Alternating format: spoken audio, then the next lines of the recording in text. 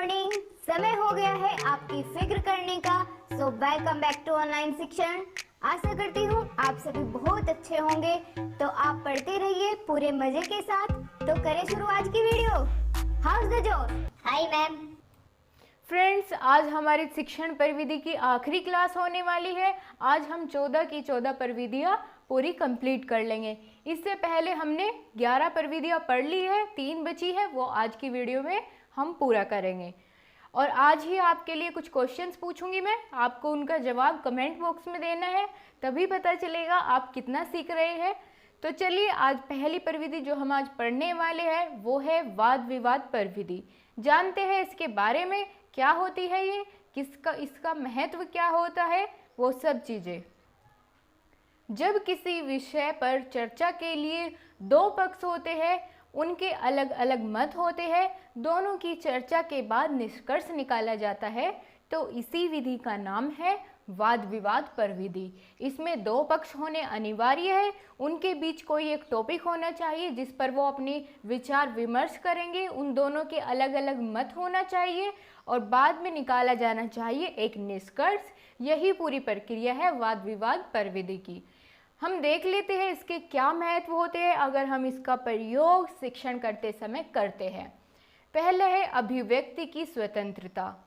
यदि हम वाद विवाद परिविधि का प्रयोग करते हैं तो उसमें बालक में अभिव्यक्ति की स्वतंत्रता का विकास होता है और इसके द्वारा सुनने व बोलने का कौशल विकसित होता है वाद विवाद परिविधि के द्वारा ही। इसका महत्व यह भी है कि इसके द्वारा तथ्य को स्पष्ट करने में सहायता मिलती है, बालकों की जिज्ञासा शांत होती है तथा नवीन ज्ञान में वृद्धि होती है। तो ये थे इसके कुछ महत्व। अब हम जानेंगे अगली परिविधि के बारे में जिसका नाम है भ्रमण परिविधि या भ्रमण विधि। इस विधि में स्थल वस्तुओं का ज्ञान घूम घूम कर प्राप्त किया जाता है और हम भी इसे बहुत पसंद करते हैं। जब हमारे स्कूल में ट्रिप जाती थी कोई, तो ये वही परिविधि है, भ्रमण परिविधि। आगे बढ़ते हैं और जानते हैं इसके बारे में। इस विधि को शैक्षणिक भ्रमण भी कहा जाता है। भ्रमण के पश्चात अर्जित की गई जानकारी व अनुभव का लेखन आवश्यक करवाना चाहिए ताकि ज्ञान स्थायी बना रहे। स्कूल के टूर पे जब हम जाते थे तो हमारा बच्चों का तो उद्देश्य यही था कि जितनी हो सके मस्ती करो।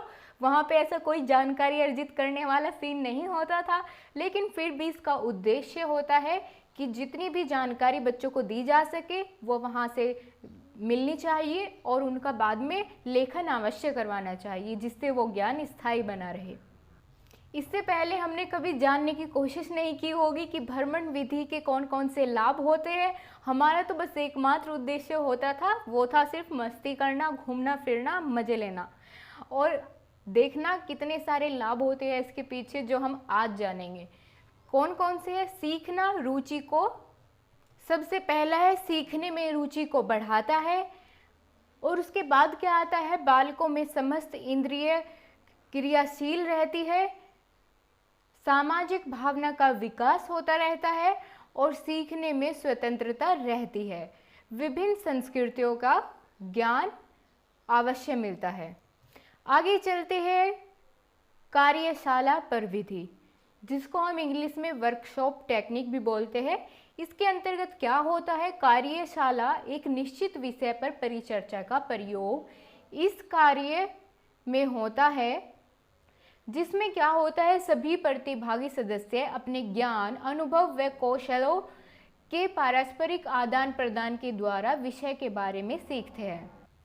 कार्यशाला वह परिविधि होती है जिसमें छात्र वास्तविक रूप से सक्रिय रहकर कार्य करते हैं, अपने व समूह के सदस्य के अनुभवों को पारस्परिक आदान प्रदान करके विषय की जानकारी प्राप्त करते हैं और छात्र इसमें सक्रिय प्रतिभा दिखाते हैं। इस विधि द्वारा प्राप्त ज्ञान स्थायी, विश्वसनीय तथा उपयोगी होता है।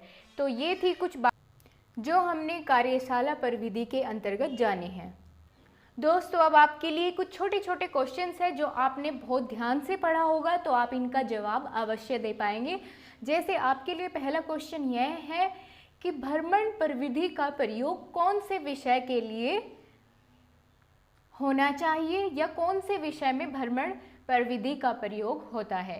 पहला क्वेश्चन तो आपके लिए यही है और इसका आंसर आपको कमेंट बॉक्स में करना है। दूसरा प्रश्न आपके लिए यह है, जो कि मैंने आपको एक बार पहली वीडियो में शायद बताया भी होगा, कि कल्पना शक्ति का विकास कौन सी प्रविधि के द्वारा होता है। तो ये बहुत मेन क्वेश्चन है जो मैंने आपसे पूछे। आपको इसका आंसर अगर आपने अच्छे से पढ़ा है तो आप ज़रूर दे पाएंगे। मुझे अच्छा लगेगा आपके आंसर देख के। ठीक है दोस्तों, अगली वीडियो में मिलती हूँ आपसे फिर से।